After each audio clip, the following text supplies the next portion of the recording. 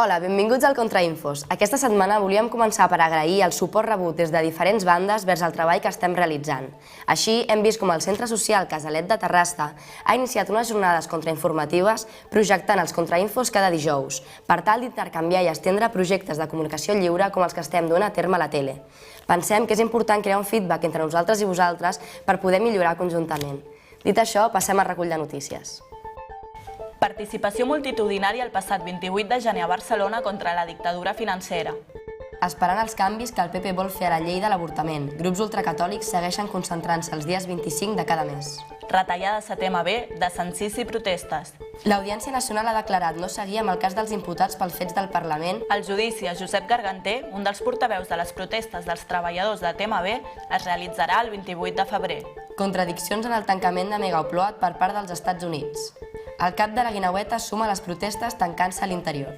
Estrenem avui el nou espai del Contrainfos, l'entrevista, feta a l'ESRAM, que ens explicarà l'actualitat sobre Egipte. I per últim, en l'Observador de la Informació, el bloqueig informatiu en la protesta a Itàlia i la manipulació del diari El País amb els que anomenen ecoterroristes. Nascuda des del Fòrum Social Català i des de Democràcia Real Ja, però amb participació divergent i amb la final de Santesa d'aquests últims, el passat 28 de gener es va celebrar una manifestació als carrers de Barcelona per denunciar la dictadura financera.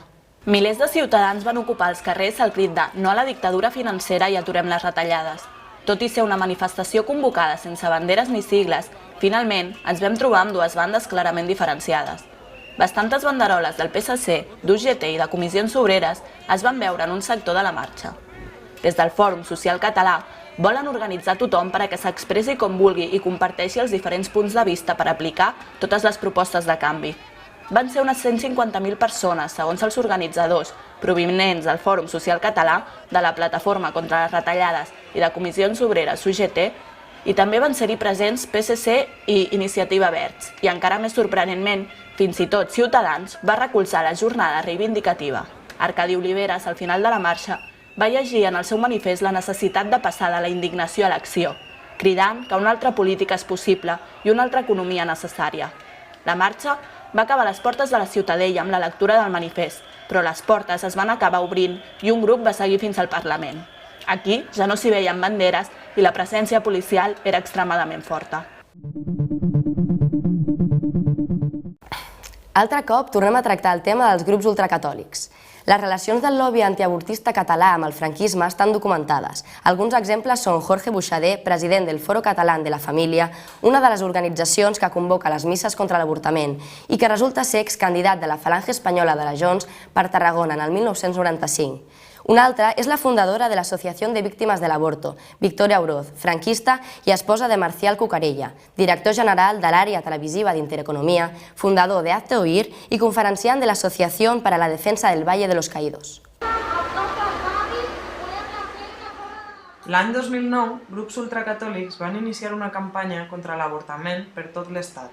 Els dies 25 de cada mes organitzaven concentracions davant la Clínica Aragó de Barcelona. Es van estar realitzant contraconcentracions per part de diversos grups feministes i anticatòlics per defensar el dret al propi cos. Actualment, aquestes concentracions d'ultracatòlics són al davant de l'Hospital de Sant Pau per continuar pressionant perquè es prohibeixi l'avortament als hospitals públics. I cada dia 25 es torna a generar confrontació amb aquests grups defensats cada cop per dispositius policials més grans, que permeten que facin les seves misses i difonguin els seus missatges misògens en contra de l'avortament.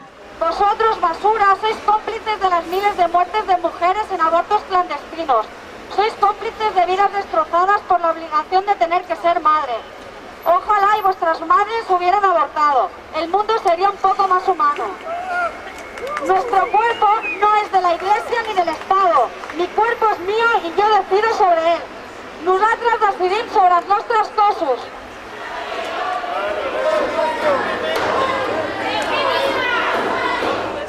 La lluita per l'avortament ha estat duta a terme des de fa molts anys per les feministes i encara a dia d'avui es qüestiona social i penalment que una dona pugui decidir sobre la seva maternitat. Diversos col·lectius de dones han estat duent a terme la lluita per l'avortament en els últims anys, com l'Assemblea de Dones Autònomes per la Despenalització de l'Avortament o la Plataforma per a l'Avortament Lliure i Gratuït. Fa uns mesos s'ha creat un espai de coordinació per a l'avortament lliure i gratuït amb el nom de Fora de les nostres vides, que està conformat de dones provinents de diferents entorns i lluites que s'han unit per fer front conjuntament contra l'ofensiva ultracatòlica. Des de Contrainfo s'hem xerrat amb una membre d'aquest grup. Des de la coordinació que s'ha creat, que es diu Fora de les nostres vides, a part de voler aturar les concentracions que estan fent davant dels hospitals i dels centres on es realitzen avortament, volem aprofitar tot aquest entramat per poder crear xarxes aprofitant les existents i així fomentar els grups d'autogestió de la salut i l'educació sexual entre nosaltres.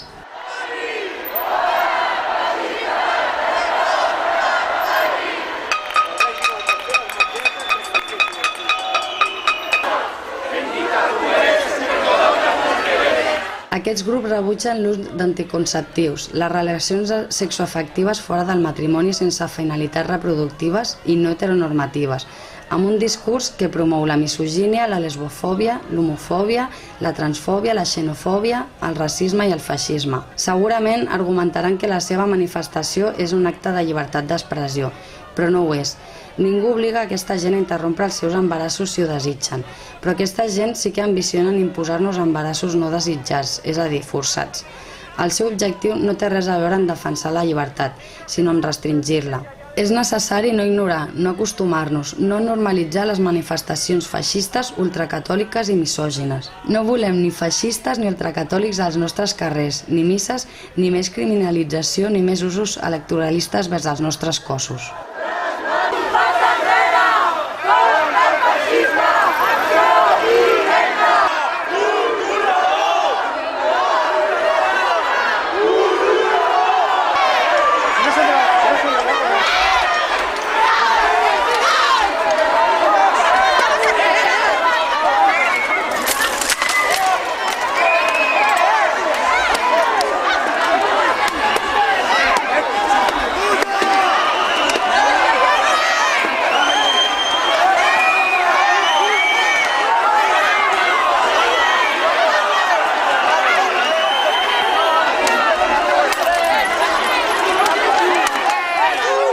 Les declaracions homòfobes de l'arquebisbe de Tarragona, Jaume Pujol, a Televisió de Catalunya, posen un cop més de manifest que l'Església Catòlica és retrògrada, homòfoba, lesbòfoba i masclista. Aquest representant de l'Església va dir que hi ha comportaments que no són adequats ni per la persona ni per la societat, que l'actitud de gais i lesbianes no és la correcta i que té molta gent coneguda que té aquestes coses.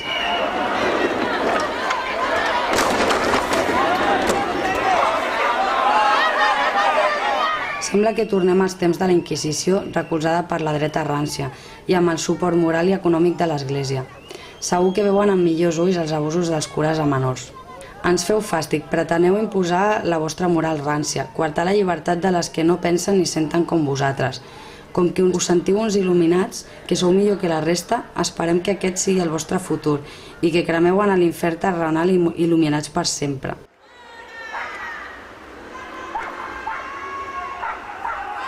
Com cada dia 25, les contraconcentracions seran davant de l'Hospital de Sant Pau. Per més informació podeu veure el blog Fora de les nostres vides.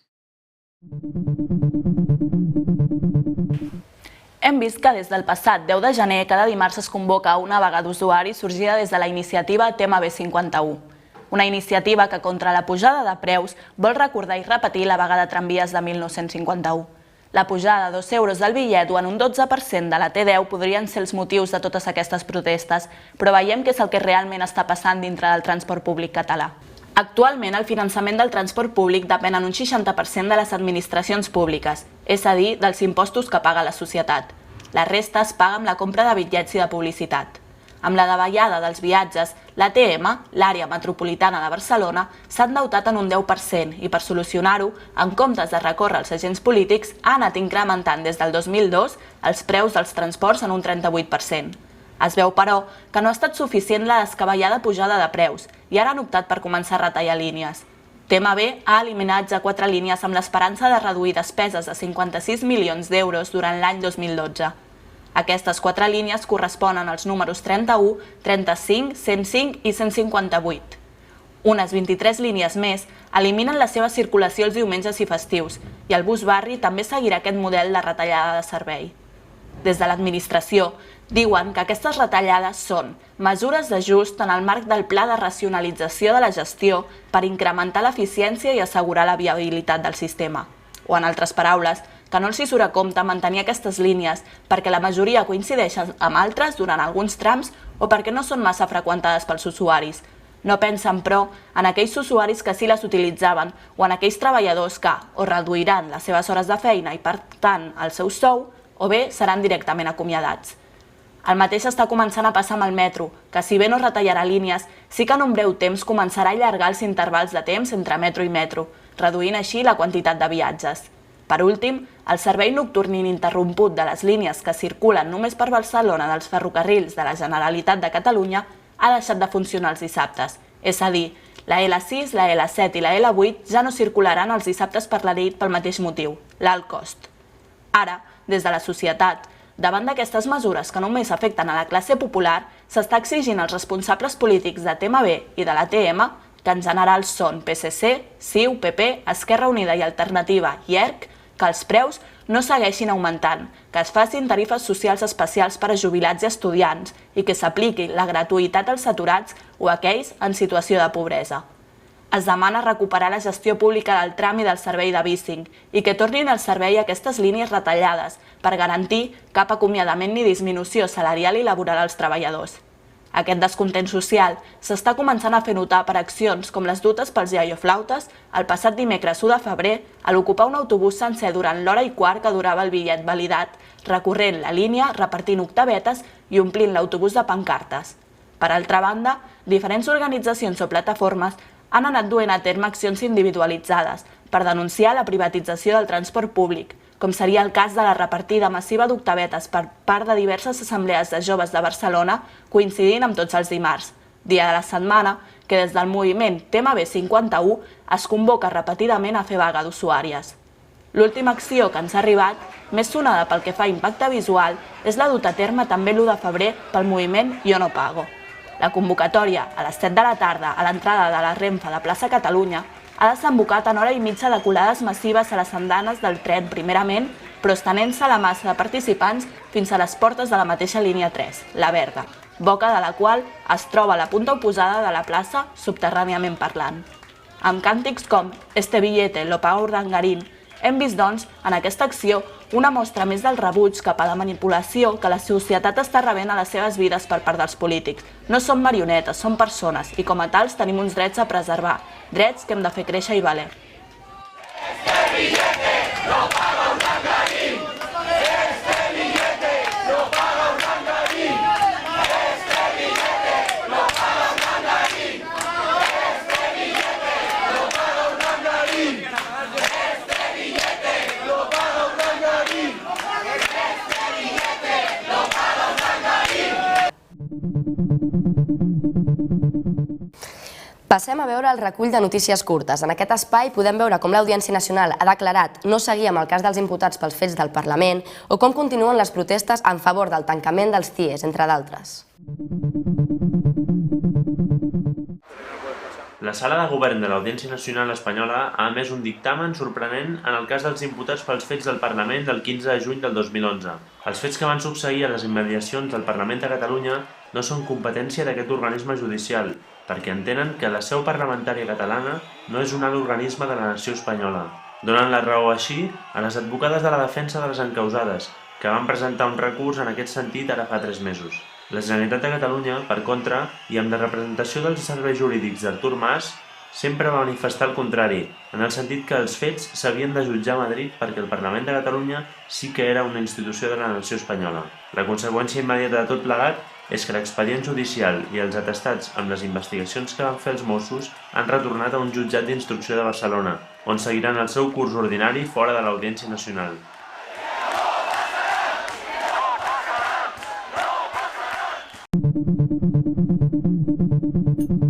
L'Ateneu Popular La Flor de Maig és un edifici històric propietat d'una sèrie de particulars, llogat per l'Ajuntament del districte de Sant Martí i cedit per conveni a l'associació del mateix nom.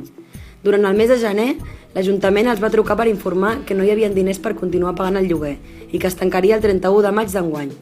Des de l'Ateneu es lamenten que l'Ajuntament no els hagi advertit ni consultat abans, quan potser podrien haver trobat alguna solució de tipus econòmic o haver exercit pressió des dels diferents col·lectius que l'utilitzen.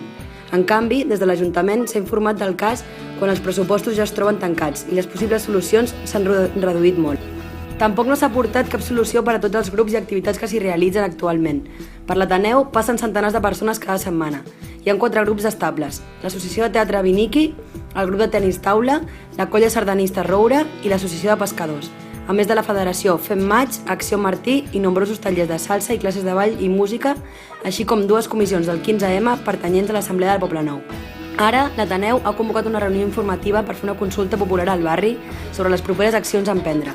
Serà aquest dissabte 11 de febrer a les 18 hores al mateix Ateneu.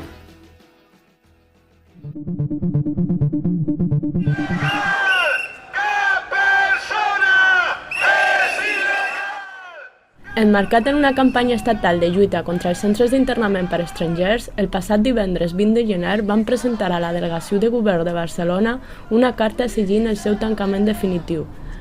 Al mateix temps es va realitzar una concentració a les portes de l'edifici. En primer lloc, es demana que s'intervingui i s'aclareixin les circumstàncies de la mort d'Idrissa Diallo, que es prenguin mesures de protecció per als testimonis que van veure la mort d'Idrissa Diallo i que se'ls posi en llibertat, que no s'obstaculitzi ni s'impedeixi l'accés al centre d'internament a persones, organitzacions i d'altres entitats de la societat civil, que parin les situacions de violència i maltractament al centre d'internament de la Zona Franca, que cessin les batudes i les redades per criteris racistes al carrer. I finalment, cal dir que totes aquestes mesures només són de curt termini, perquè el que exigim és el tancament immediat del centre d'internament de Zona Franca i de tots els centres d'internament de la península Ibèrica i d'Europa.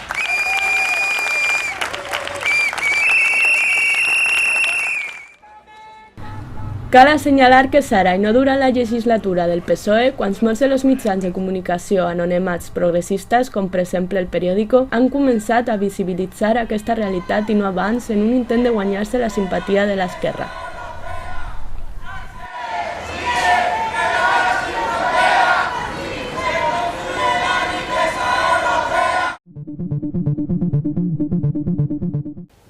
S'acosta el judici de Josep Garganter, un dels portaveus de les protestes de treballadors de Tema B, a més afiliat a la CGT.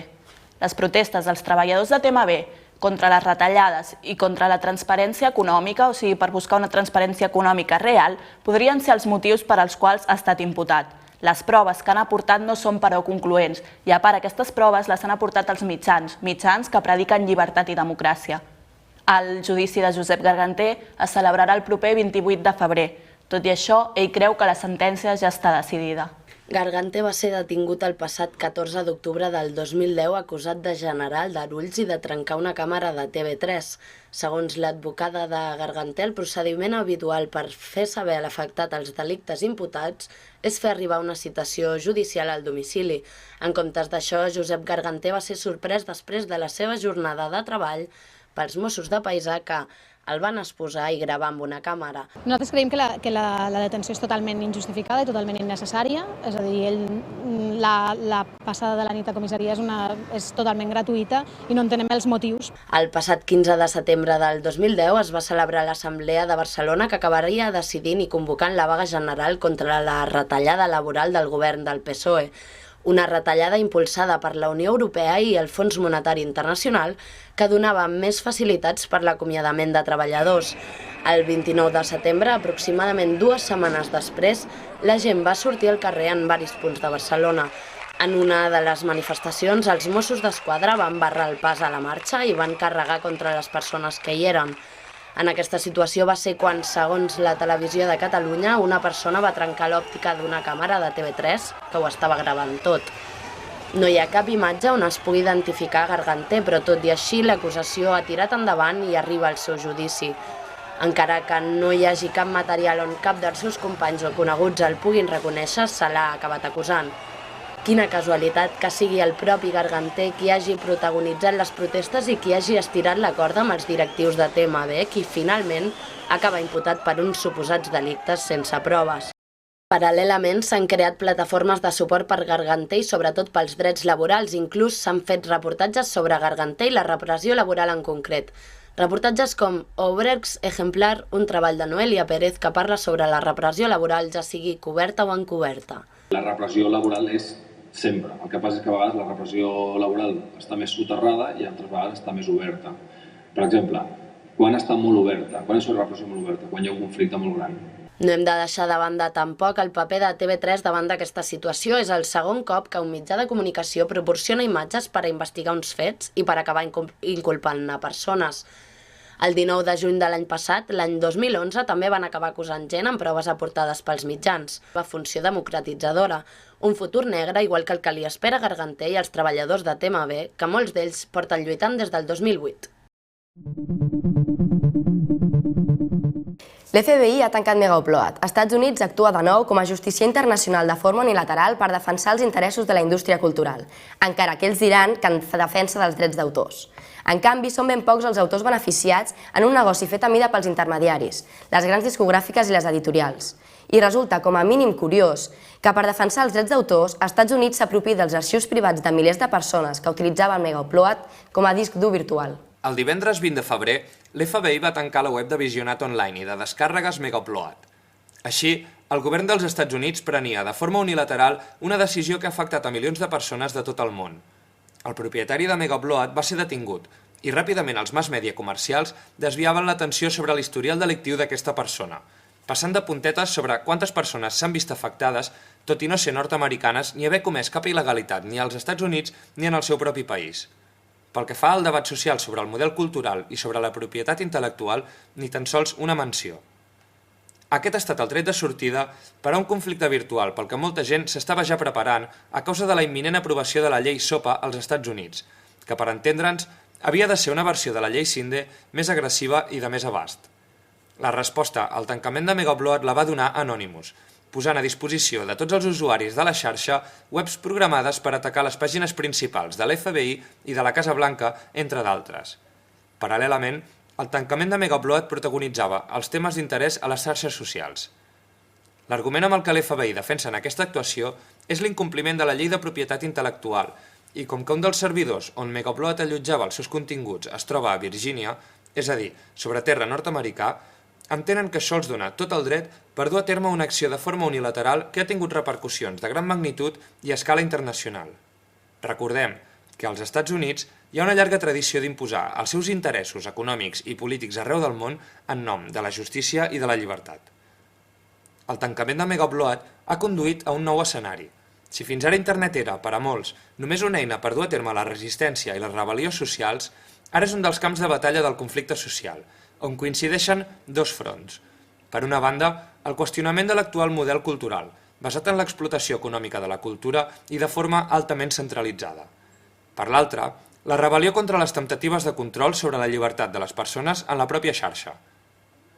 La immediata reacció popular a internet ha frenat temporalment l'aprovació de la llei SOPA, si bé s'entén com una maniobra política a l'espera que es calmi l'ambient, però és de preveure que s'acabi aprovant si es té en compte la influència de la indústria cultural arreu, però sobretot als Estats Units. Una indústria que resisteix a adaptar-se als canvis tecnològics i socials dels nostres temps.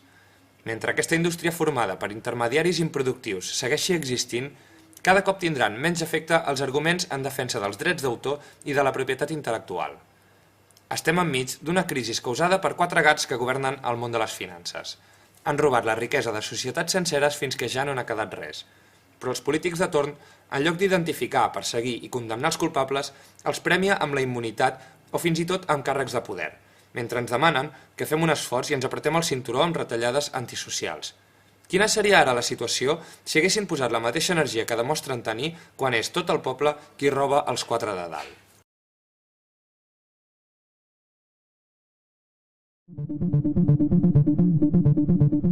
En defensa de les urgències i els serveis del CAP de la Guineueta, un grup d'usuaris va decidir tancar-se el passat 18 de gener per protestar contra les retallades en els serveis de la sanitat pública. El CAP Guineueta suma així a la desena de centres d'assistència primària ocupats pels seus usuaris en senyal de protesta. Els veïns del barri s'han quedat sense urgències els caps de setmana i durant les nits, amb la controvèrsia de que aquest servei s'ha passat a l'entitat privada Carmelites d'Horta. Fa uns dies es parla del tancament definitiu del CAP y la venta de l'edifici a l'empresa Mafre. El encierro de aquí es un sitio estratégico a la hora de decirte que estamos resistiendo, es todo un símbolo, es decir, no nos vamos a mover de aquí hasta que esto lo consigamos. Somos muy conscientes, los vecinos, de que esto es nada más la punta del iceberg del verdadero problema que está teniendo la sanidad pública. Ellos saben que no es nada más el CAP de urgencias de Guineueta, son conscientes de que están sacando servicios en todos los CAPs, son conscientes de que cada vez hay menos recursos en las residencias, son conscientes de todo esto.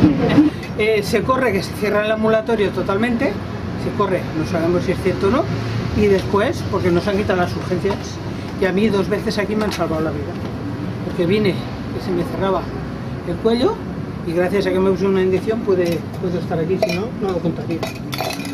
Y eso es de importancia.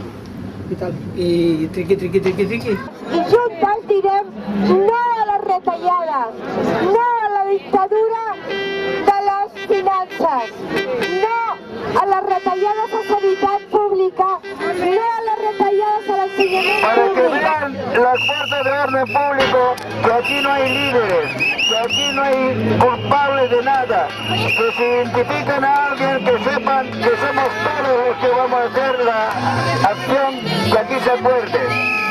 Somos personas que vivimos toda la vida aquí en la Guineueta y si nos lo quitan, díganme cómo vamos, ¿Cómo vamos a urgencias?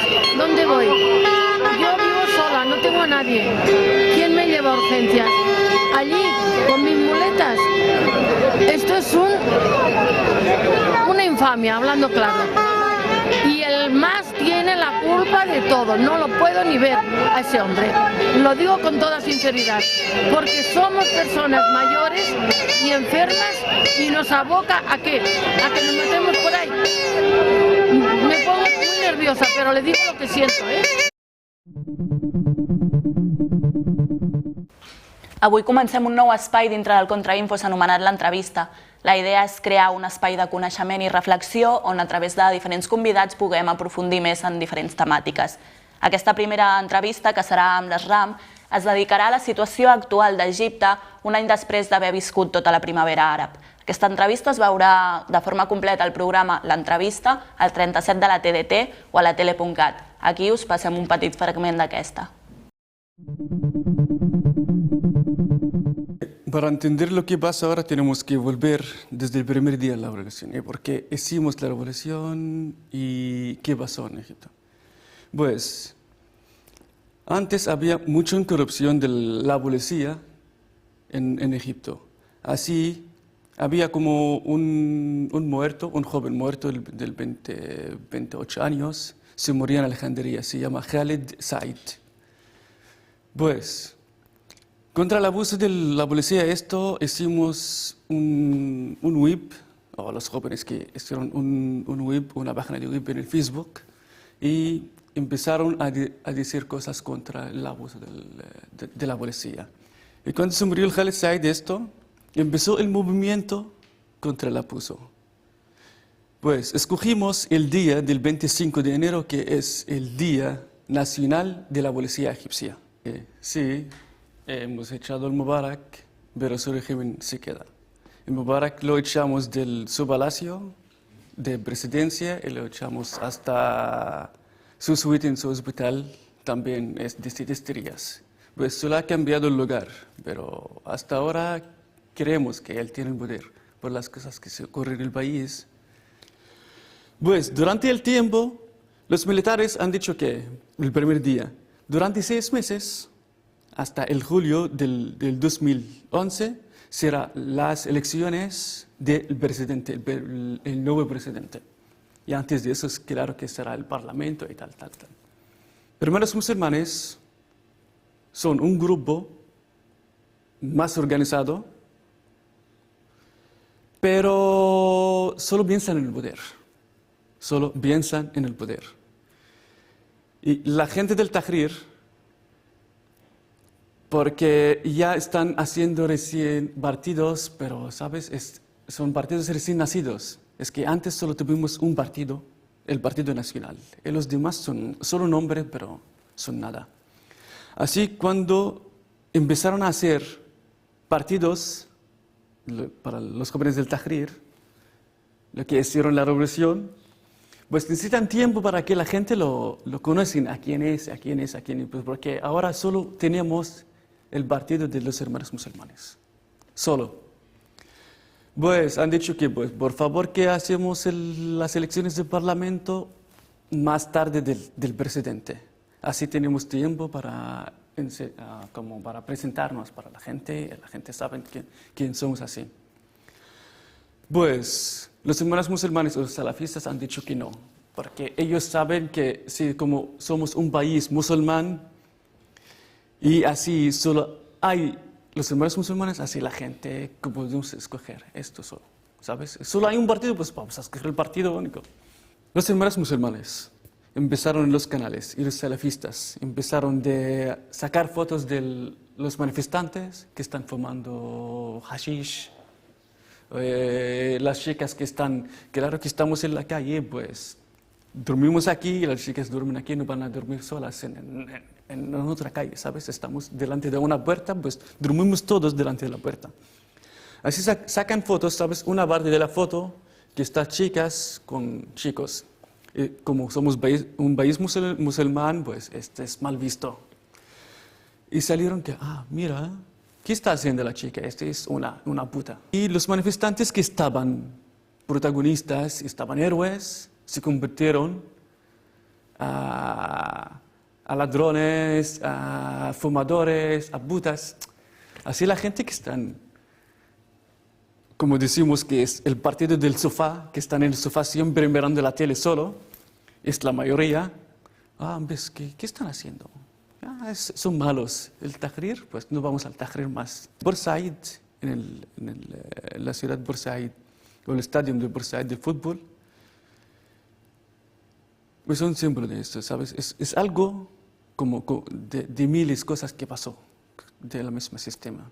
Porque tenemos el Ahli, el partido Ahli, el Bursaid. El Ahli es muy importante, ¿sabes? Que tenemos el partido del Ahli Zamalek, que es como Real Madrid de Barcelona. Un partido importante así, el general de la comisaría, es de policía, que viene a esos partidos estar.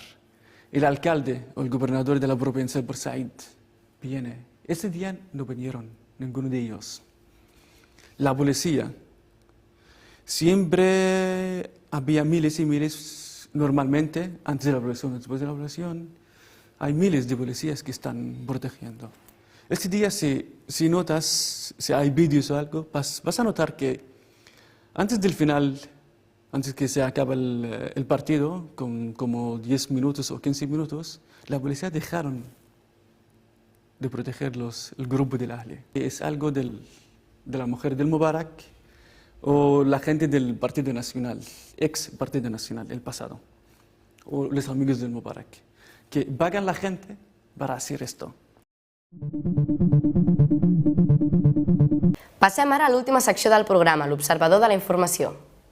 Hola, benvinguts a l'Observador de la Informació. Aquesta setmana tornem amb la manipulació informativa parlant d'aquest mitjà pèssim que tenim a l'estat espanyol conegut amb el nom de Diario El País, que es dedica a explicar una realitat a conveniència de governs i mercats que perjudica la resta de població manipulant-la i desinformant-la. Durant l'últim temps hem observat un parell de situacions prou preocupants com per reflexionar-hi.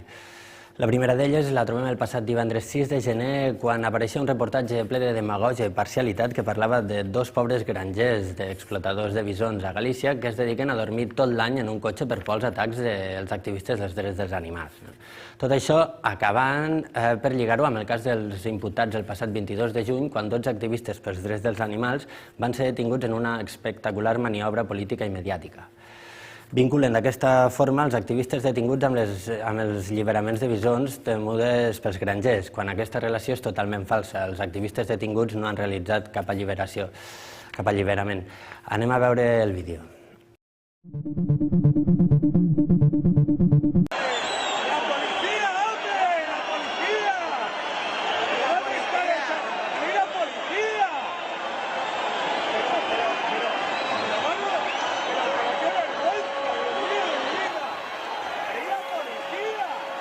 El procés judicial iniciat cap a 12 activistes pels drets dels animals deixen entreveure una gran maniobra policial i mediàtica. Per si aquesta no fos suficient, el jutge que porta el cas Vázquez Tajín va declarar ser fill de grangers de bisons, posicionant-se així en contra dels acusats d'una forma gens professional. Per sort, el recurs presentat a l'Audiència Nacional fou acceptat i es van deixar en llibertat els imputats. Veiem una entrevista amb dos d'ells. Íbamos yo, José y otro compañero, y a José y a mí nos comentan que estamos detenidos y que no podemos hablar entre nosotros. Nos meten en coches de la Guardia Civil y nos dirigimos a una gasolinera. En la gasolinera mi compañero, aún no estando detenido, es retenido por la policía, con lo cual no puede abandonar la zona donde estamos detenidos José y yo. Después de estar ahí aproximadamente media hora, nos dirigimos a casa de José y mía, donde se ha cortado la calle. Hay otros 3 coches de la Guardia Civil, una persona en la entrada, una persona en el portal. Nos suben en el ascensor y entramos en nuestra casa, donde se produce un registro. Durante el registro se dieron varias irregularidades. Por ejemplo, no estuvimos siempre presentes cuando se estaba registrando alguna parte de la casa. Tras este registro nos vuelven a meter en un coche de la Guardia Civil para llevarnos a una comisaría de Legazpi. Se llevaron todos los discos duros, todos nuestros ordenadores, también los ordenadores de nuestros compañeros de piso, que no tienen nada que ver con nosotros, DVDs, cintas de vídeo, todas las imágenes de investigaciones, camisetas, todo lo que encontraban una bufanda negra, pues para ellos era algo sospechoso, y nos han dejado prácticamente sin material, causando un grave perjuicio, ¿no?, para nuestro trabajo de investigación, porque esas cámaras pues ahora mismo no nos las devuelven. Al cabo ya de media hora de tenernos ahí retenidos, finalmente ya nos dicen ustedes dos están detenidos por asociación ilícita, por daños contra la flora y la fauna. De todos modos, el policía tampoco sabía bien todos los cargos o todos los que usaban contra nosotros, pero ya entendimos de qué se trataba. Nos llevaron a otro sitio más en Madrid, donde finalmente nos metieron en unos furgones de la Guardia Civil. A mí me metieron en uno sola y a José y a David les metieron en otro para llevarnos a Santiago de Compostela. Lo interesante también es que en ningún momento a nosotros nos dijeron a dónde íbamos. Yo le pregunté al Guardia Civil cuando estaba en casa en el registro si nos teníamos que ir con ellos, si íbamos a estar detenidos, si nos iban a llevar a comisaría, y me dijo no te preocupes que esta noche duermes en casa. Y ya finalmente, cuando iba en el coche de camino a la tercera comisaría a la que nos llevaron en Madrid, le pregunté ¿dónde nos lleváis? Y a lo que respondió si has leído el auto ya te imaginas de qué va esto, y ahí más o menos caí en que nos iban a llevar a Galicia. Entonces bueno, pues luego fue un trayecto de 8 horas en los furgones de la Guardia Civil a Galicia.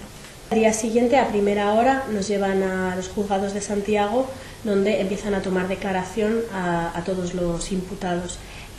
Algunos declaran el viernes y en mi caso y en el de José declaramos el sábado. Que desde ya el momento en que nos detuvieron y empezaron con ciertas amenazas, ¿no?, como por ejemplo yo cuando pedí, antes de que entrasen en nuestra casa, yo les pedí ver la orden de registro y también me utilizaron la misma frase que utilizaron posteriormente con Sharon de lo podemos hacer por las buenas o por las malas, pues claro, ya estás viviendo en una situación de tensión, ¿no? Porque sabes que en cualquier momento te podrían agredir o se podrían complicar las cosas.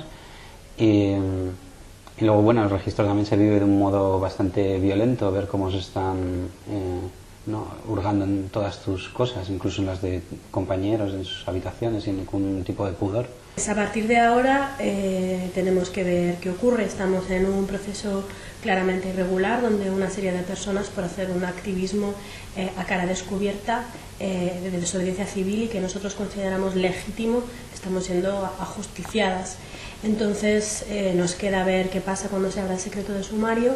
Estamos también a la espera de quiénes son los acusados y a la espera de juicio.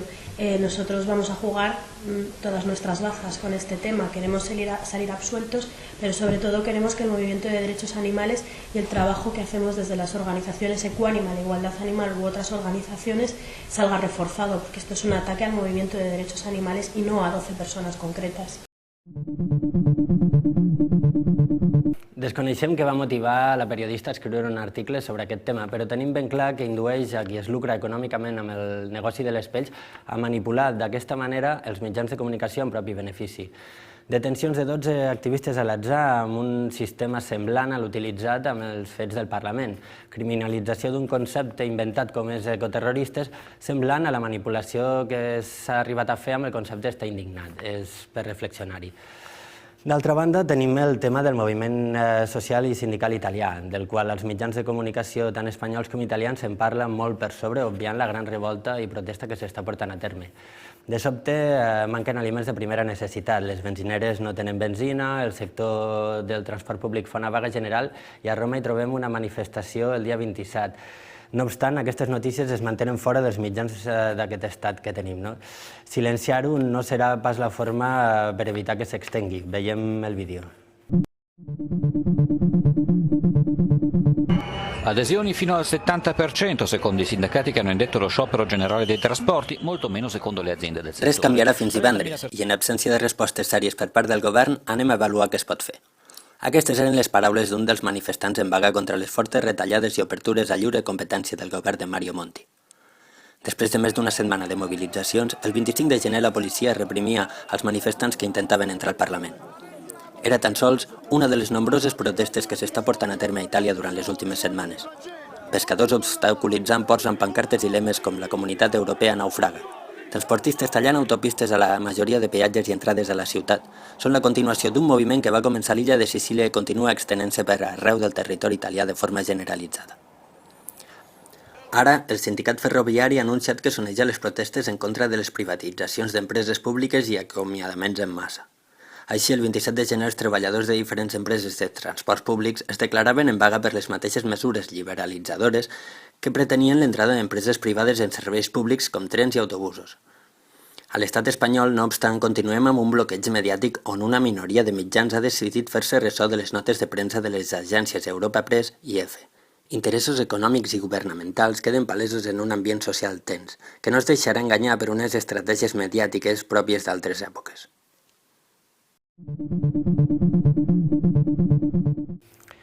Bé, doncs el cas és que enmig de tot aquest enrenou el diari El País torna a fer valer la seva parcialitat i lluny d'informar sobre l'evolució dels fets publica el dia 27 un text titulat Un político disfrazado de tecnòcrata, en el qual aixeca la figura de Mario Monti dient que és un prestigiós professor, que té un gran olfacte, una gran capacitat i fins i tot acaba dient que és el líder que devolvió a los italianos el orgullo de serlo. Segueixen la línia marcada el dia 19 en una altra notícia que parlava sobre les reformes de Mario Monti que despierten a Itàlia. En conclusió, la realitat la marca aquell que s'informa cercant i contrastant informació, no pas aquells que creuen poder fer creure a la població que aquí no passa res, que la crisi s'està solucionant i que la fita és tornar al més pur neoliberalisme on bancs i elits tornen a marcar la línia a seguir. Bé, fins aquí l'observador d'aquesta quinzena. Només recordar que podeu enviar-nos qualsevol tipus de manipulació amb la que us hàgiu trobat, suggeriments d'idees, imatges de la setmana, etc. a l'email que venim dient durant tota aquesta edició, que és contrainfos@latele.cat. Moltes gràcies, fins aviat.